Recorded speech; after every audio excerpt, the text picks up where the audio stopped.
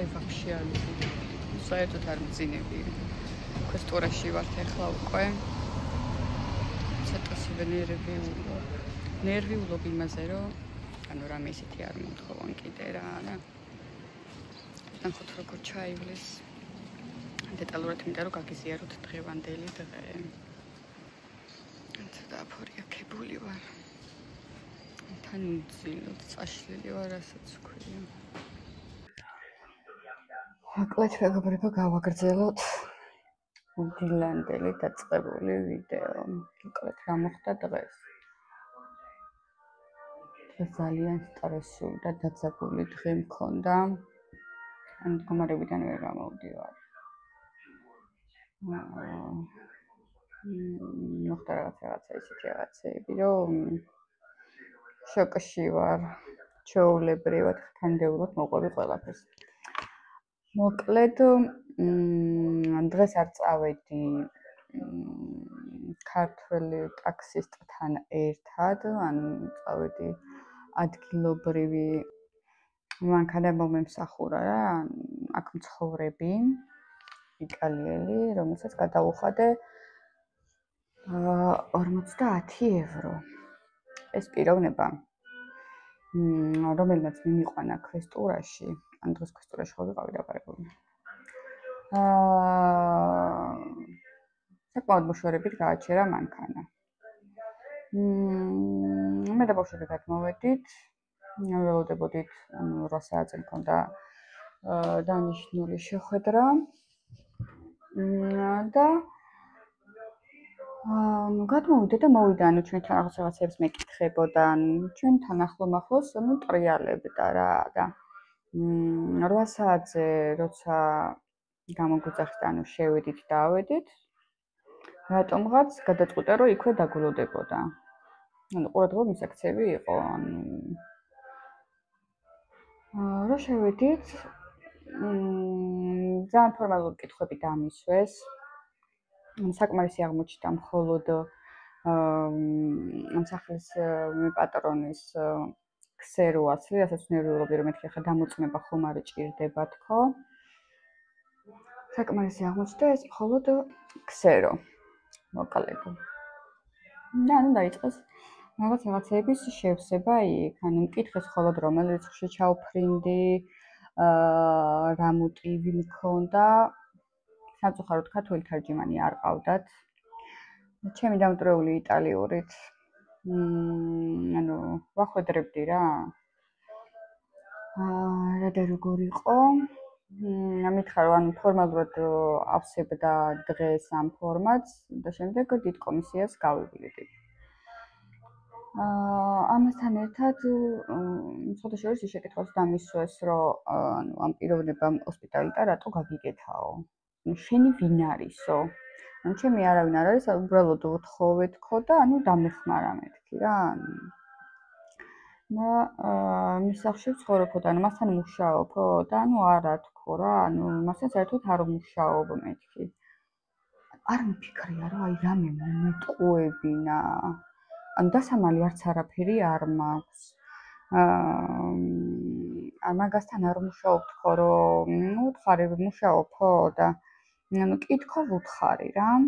მისამართი მითხარიო და აქაური ქუჩის მისამართებს ვერ ვიმახსოვრებ, რა მისამართზე ხარო რა. ხო მეთქი ამ ეტაპზე მეთქი საბუთიდან მჭირდება იმისთვისაც თქო რომ კონტრაქტიც მქონდეთ, დავდო თქო რა. ხო და მისამართი მითხარიო და ამ ჩემ უფროს რომ მივწერე, მისამართი მითხარი თქო, თქვენი სახლის თქო, ისეთი დრო იყო რომ ამ დროს ეგ თანი მოდის ხოლმე. და არ ეცალა რა და თან მითხრა რომ მიწერეო, შიგნით შენობაში, დარეკოს უფლება არ გაქვს რა. ტელეფონზე საუბრის უფლება არ გაქვს. და გარეთ ვინც ველოდებოდა, მოკლედ, თან მინდა ჩანდა დიდი შუშაბანდი არის და იქიდანაც ჩანდა რომ იქ ილოდებოდა რა და მასაც მიწერა მესიჯი რომ მეთქი, სადაც მუშაობ მისამართი მითხარი თქო რა, ადრე სანამ მე მივიდოდი სხვათა შორის ჩემ ადგილას ეგ მუშაობდა. ხო და იმან იცისო ვისთანაც მუშაობ, რომ ანუ შენ მისამართი უნდა უთხრაო და მეწერე ხომ არ უნახია მეთქი რა მესიჯი თქო და ამათმა დაამუღამეს რომ იმას საერთოდ ვიყავი ერთი სიტყვით და ვინ არისო და ეგას მეთქი იმ ქალაქში ცხოვრობ საიდანაც მე ვთქო და დამეხმარა რომ აქ მოვსულიყავი თქო რა და ფულიო გადაუხადეო და კი თქო რამდენი გადაუხადეო და 50 ევრო თქო ხა ამ კაცს დიდად არ ესიამოვნა რომ ანუ 50 ევროო და ანუ კი თქო და ანუ თავი გადააქნია და ჩავალ და მე თვითონ მკითხავ აბა რა მისამართზე მუშაობ მეთქი ოკეი ანუ ჩავიდა ეს კაცი უბრალოდ ფორმალურად მჭირდებაო რომ დავწერო სად მუშაობ და მეთქი ოკეი ანუ ჩავიდა არ ვიცი ან იქ დაბლა რა საუბარი შედგა მათ შორის არ ვიცი მოკლედ ამოიყვანა ეს კაცი ეს პიროვნება იყო ძალიან გაღიზიანებული და ძალიან აღშფოთებული მდგომარეობაში რადგან ეს ეუბნოდა რომ ეს უბრალოდ ფორმალობა იყო რომ დამხმარებოდა იმაში რომ მე რახან მიცამა ანუ სახელი არ ვიცოდი ამ ქუჩების ვერ ვიმახსოვრებ იმიტომ რომ ყველა ქუჩას რაღაც სასწავლო სახელები ქვია რა და უბრალოდ ეს მისამართი რომ ჩამაწერინა და თუ იციო რა რომ უთხრაო და დაეხმარო რა კი ეს ისტერიკებში ჩავარდა ამ ჩემს სამსახურში რეკავს ეს ამას საბუთები არ აქონიაო შენთან თუ მე კონტრაქტოთ მუშაობს რაღაცა ძალიან ისტორიები ანუ ძალიან ისტერიკები ატეხა და რაღაცა რა ვიცი მეს ხსავს რაღაც ძალიან ისტორიებს რა არ ეს კაცი ამბობს ხა ვინც მივსებდა ამ ფორმატს რომ ეს უბრალოდ ფორმალობაა და შენ ცოტა წაგადგებაო რომ შენ სახელმწიფოსგან არ ითხოვო თავშესაფარს ანუ რა პონჩი ვამბობთ თავშესაფარს კი ითხოვ მაგრამ ანუ საცხოვრებელ ფართს არ ითხოვ ფინანსებს არ ითხოვ შენ უბრალოდ გჭირდება სამუშაო საბუთი რომ იყო ლეგალურად ანუ შენ ესო წაგადგებავ თან ბავშვების პონჩი ხარო და ანუ ზრუნავ ბავშვებზეო და ეს ყველაფერი რა მოკლედ ეს აუხსნა ამასაც რომ იმიტომ რომ ამ ჩემს სამსახურში რეკავდა ეს ქალიც ძალიან დაიბნა ურეკავდა რაღაცეებს ხმდა რომ ეს იმიტომ მუშაობს არ ვიცი ძალიან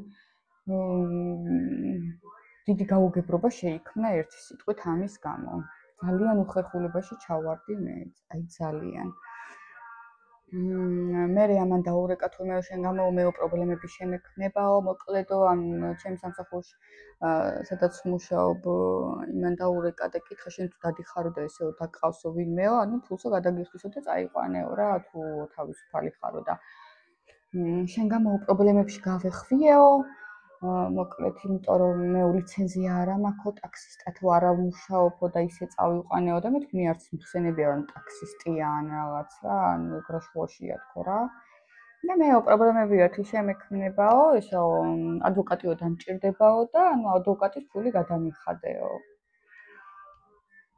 ძალიან ცუდად გავხდი ანუ ამ ყველაფრის გამო გავხდი ძალიან ცუდად იმიტომ რომ მე საერთოდ არ მიფიქრია რომ ანუ ვინმეს რამე პრობლემა შევუქმნიდი და ბუზისგან გახადა სპილო ერთი სიტყვით რატო არ თქვიო რომ გამოვედი რატო არ უთხარიო რომ შენ ავტობუსით მიხვედიო და ანუ საერთოდ რატო თქვიო რომ მე მოგიყვანეო და მეო ფულიო გადამიხადეო რა და მე ვთხარი რომ მეთქი დაგვინახეს თქო რომ ანუ შენ ჩვენს გარშემო ტრიალებდი პლუს მეთქი ჩვენ ამოვედით და შენ ისევ დაბლა იდექი და ანუ ილოდებოდი და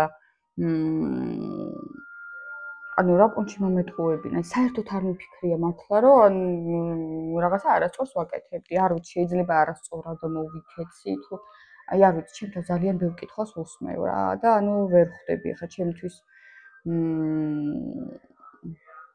ანუ მიზანი არ მქონდა მე იმისა რომ იმისთვის რაიმე პრობლემა შემექმნა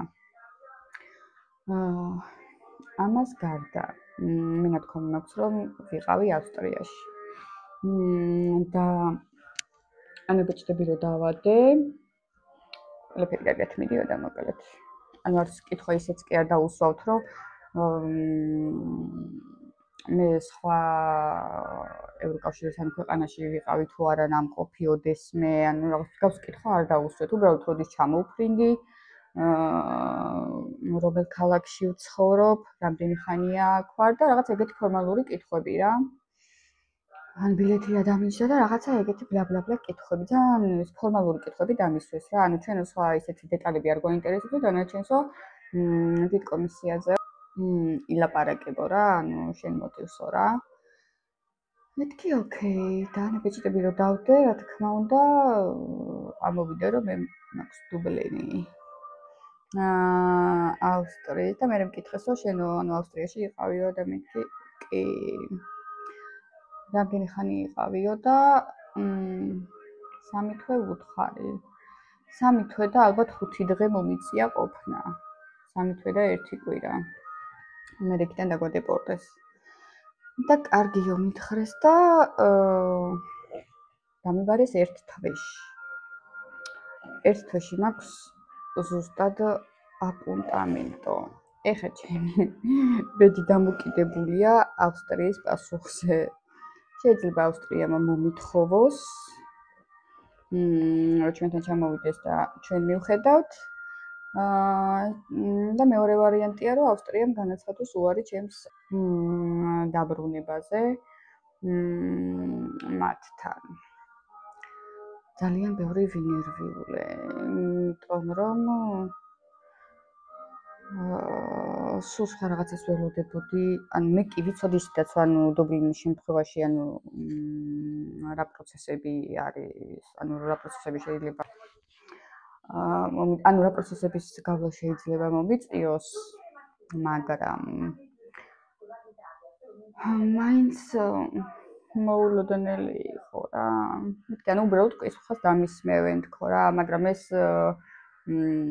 ლოგიკურიცაა, რომ ნუ ესე ხდება რა, რომ უნდა გადააგზავნო და იქიდან გამოითხოვონ ჩემი საქმე. განსხვავება ისაა, რომ მაშინ ვიყავი იქ მეუღლესთან ერთად და ეხლა ვარ მარტო ჩამოსული ბავშვებთან ერთად. არ ვიცი რა და როგორ იქნება, ან იქიდან რა პასუხი მოვა, რას გადაწყვეტავენ, ანუ ესენი განიხილავენ ჩემ საქმეს თუ გადამამისამართებენ ავსტრიაში. ძალიან გაუგებრობაში ვარ. იცი როგორ ვარ, 50-50-ზე ვარ. თუმცა არც იქ იქნება ცუდი, რომ ჩავიდან მაგასაც განვიხილავ და ბავშვებსაც ვესაუბრე ამასთან დაკავშირებით, დედი ხო გახსოვთ ავსტრიაში რა კარგი იყო.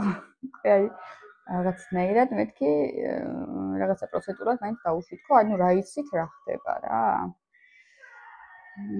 თუმცა ძალიან არ მინდა, იმიტომ რომ აქ უკვე რაღაცნაირად შეეჩვირენ და მაგ პუნქტში რომ ისევ არევა და არევა ბლა-ბლა-ბლა და ისევ შეგუება და რაღაცა აი ეგ მომენტი არ მინდა თორე როგორც ქვეყანა ძალიან მომწონს. მაგრამ მე არ მინდოდა ლაგერში ცხოვრება და იმიტომ გადავწყვიტე აქეთ წამოსვლა, რომ ანუ ლაგერში არ მეცხოვრა. მინდოდა რომ ეგ ამერიდებინა ბავშვებისთვის. და მოკლედ რო ჩამოვედი, ჯერ ისედაც წუხე საერთოდ არ მეცინა.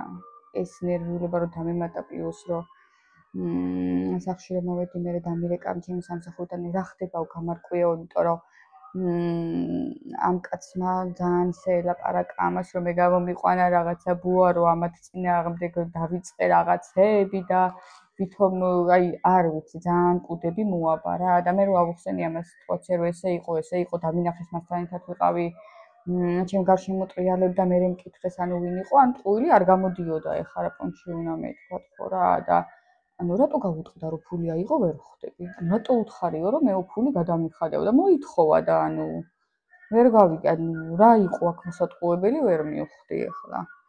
რომელიც აგიყვანს საჩუქრად სადმე. ხო და მე ვუთხარი ესეთი რამ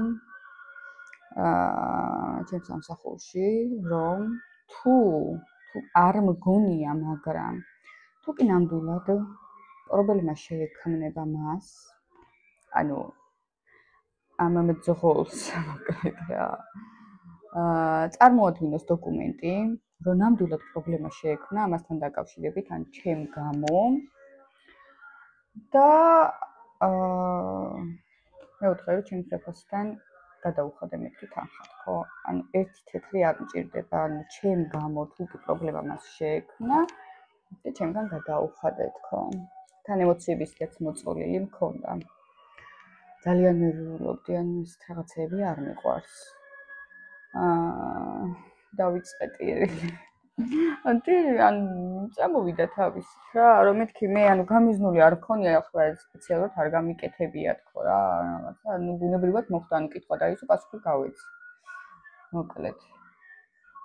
ხო და თუ ესეთი რამე მოხდა, მეთქი ჩემი ხელფასთან გადაუხადე, ანუ ეს მამშვიდებდა, ეს ხარი ნერვიულობოთ ჩემთანაც რომც მოვიდნენ და რო გიკითხონ ან რაღაცა, ანუ ჩემსაც ესო პრობლემა არ არისო, ანუ ისე მოვაგვარებთო რა, ანუ ნერვიულობო, ანუ მეო მაგაზეო არ ნერვიულობო და ესე გავაკეთებთო ყველაფერს, რომ დამშვიდდიო. რომც რამეო, მეო გადავუხდიო.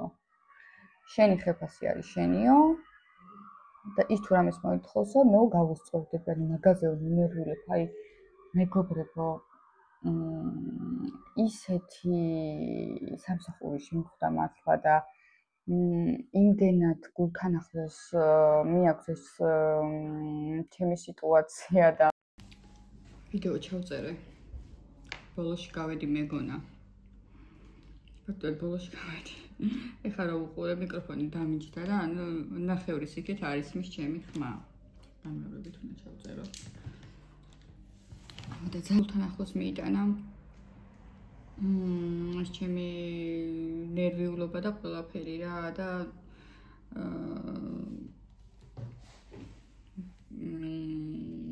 მისი გვერდში დგომა აი ძალიან მნიშვნელოვანი არის ჩემთვის რა მეგონა რომ ჩემზეც უდათ იფიქრებდა რომ გამიზნულად მოვიქეცი იმასე ანუ ესეთი რამე არ ყოფილა ისე დამიდგა გვერდში რა ვიცი ჩემიანი არ დამდგომია მასე გვერდში როგორც ეს ადამიანი დამიდგა გვერდში და ანუ თანადგომა გამომიცხადა როგორც მორალური თანადგომა გამომიცხადა და ანუ ძალიან დამამშვიდა მოკლედ რა ვთქვათ აღხსენ ჩემი მდგომარეობა რომ მე ჩემი მიზანი არ ყოფილა ის რომ იმისთვის მე რაიმე პრობლემა შემექმნა და ამიტომაც ვუთხარი ანუ მე გადავიხდიდი ამ ადამიანის ფულს თუ კი რაიმე პრობლემა შეექმნებოდა ან ჩემი ხელფასთან რომ გადაეხადა რა კიდე რა უნდა მეთქვა 2 დღის წინ მოკლედ ჩემი სამსახურის უფროსმა რა სადაც მუშაობ ძალიან მოწიწებით და ძალიან აი როგორ მეუბნება იცი რომ ანუ რაღაც უნდა მოგცეო მაგრამ აი თითქოს არ უნდა რომ შეურაცხყოფა მოეყენებინა ჩემთვის ანუ ესეთნაირად მომიდგა რომ თუ კი იკადრებო და თუ კი რაღაცა და ან თავისი კი არ იგრძნო რომ რაღაცა ესეთ ნივთს გაძლეო და აი რაღაცა რა ანუ ვინტაჟური ჩანთები მაქვსო და თუ იკადრებო ხედავ რომ შენც რაღაც პატარა ჩანთებს ხმარობო და მე აღარ ვხმარობ ვეღარ დიდ ჩანთებს ხმარობო და თუ იკადრებო და თუ იხმარო მოგცემო რა მოკლედ რა ვთქვა და მე ძალიან მომწონს ვინტაჟური ჩანთები ისედაც რაღაცა ძველებური ჩანთები ძალიან მიზიდავს მეთქი მომეცი რა პრობლემაა კაცო ანუ არ არის საჭირო ამხედა აი ძალიან შესავალი გაუკეთა ძალიან დიდი მოკლედ განახებთ რა საყვარლებია და განახოთ ნახეთ როგორი საყვარლობა ჩანთაა ეს სუფთა ყავი ძველებური ვინტაჟურია რა და არის კავალის ჩანთა. ეს ერთი ჩანთა მეგობრებო. და ეს მეორე. აი ძალიან საყვარლობა. ძალიან და ესეც არის კავალისთან. ულამაზესებია. მე ისეთი მადლობელი ვიყავი. მიუხედავად იმისა, რომ მისი ნახმარი და სხვათა ძალიან კარგი ნახმარია, არაფერი წუნი არ აქვს. საერთოდ ძალიან მომწონს, ძალიან. თან თუ იკადრებოდა, თუ ისო და თუ ესო და რაღაცა ეს პუწი ნერვებს მიშლის. მოკლედ ამითი გამახარა. ჩემთვის შეურაცხყოფა არ არის, როცა რაღაცას გულით გჩუქნიან, თუმცა თუნდაც იყოს მისი ნახმარი, ხო? ჩემთვის შეურაცხყოფელი არ არის, მაგრამ თვითონ ძალიან ისე მომიდგა, რომ ანუ თავის შეურაცხყოფილად ხომ არ იგრძნობო, რომ ჩემი ნახმარი მოგცეოდა, ანუ ბოლო ჩანთაა, ხო? ანუ ძალიან გამახარა. მისმა ასეთმა ჟესტმა იმ მხრივ, რომ ძალიან ისე მოწიწებით მიუდგა, ძალიან ესეთი მოწიწებით რომ მიუდგა ამ საკითხს, ანუ ამ ჩანთების ჩუქებასთან დაკავშირებით. ძალიან მომწონს და საყვარლობა ამითი გამახარა. ბედნიერება წვრილმანებშია. და ელემენტარულ პატივისცემაშია. ხო და მეგობრებო, ეხლა თავს აღარ მოგაწყენთ.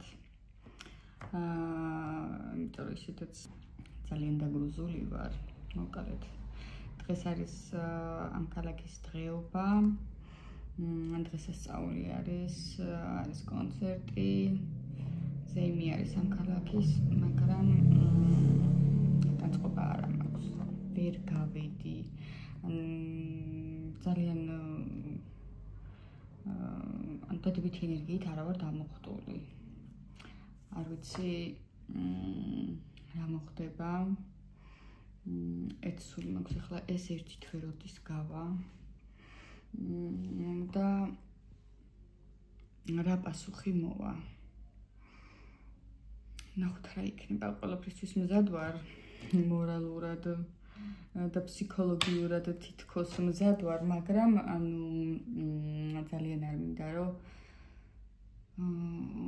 ავბარგდე და გადავიბარგო და ანუ ეგ თემები. ნახოთ რა იქნება. თუმცა ავსტრიაც ძალიან მომწონს. ავსტრიაც ძალიან კარგი ქალაქია. საცხოვრებლად არის იდეალური. ნახოთ, ბედს მივენდოთ. გაგიზიარებთ ყველაფერს. რა და როგორ განვითარდება ეს მოვლენები, იმედი დღეს გადამივლის. და ხვალ უკეთესი განწყობით ვიქნები. დღეს მართლა ძალიან მომაწვა ემოციები, ყველაფერი ერთად მოხდა რა. რაღაც ეს საბუთების თემა, ეს პლუს ეგ სიტუაცია, ანუ რაც შეიქმნა, ძალიან ცუდად ვიგრძენი თავი მოკლედ. არა ვარ მკიდი ადამიანი. ყველაფერი გულთან ახლოს მიმაქვს. და არ მინდა ეგონოთ რომ რაღაცეები ანუ სპეციალურად გავაკეთე, იმიტომ რომ მე ამ ადამიანის სადაც მუშაობ, მადლობის მეტი არაფერი არ მეთქმის. იმიტომ რომ გვერდში დამიდგა და ცდილობს რომ თავი ვიგრძნო კომფორტულად. თავს აღარ მოგაწყენთ, იმიტომ რომ ზოგადად ხო არის ხოლმე რომ განწყობა არის გადამდები. ჩემი განწყობა არის ძალიან დაბალ საფეხურზე დღეს ძალიან არ მინდა რომ თავი შეგაწყინოთ მეგობრებო. მოკლედ ყველას გისურვებთ პოზიტიურ დღეს. მეც მაქსიმალურად შევეცდები, რომ ხვალიდან ვიყო პოზიტიურად, რადგან ჩვენი განწყობა გადამდები არის ბავშვებზე. ხვალიდან სხვა შემართებით ვიქნები. და მოხდეს ის, რაც მოსახდენია, ყველაფერი არის უფლის ნება. როგორც ღმერთი ინებებს, ყველაფერი ისე იქნება. რაც უკეთესი იქნება ჩემთვის, მან უკეთიც ის. ვერ შევეწინააღმდეგები განგებას. რა და როგორ იქნება ვნახოთ. დაგემშვიდობებით მეგობრებო, დროებით თავს აღარ შეგაწყენთ, იმიტომ რომ ვარ ძალიან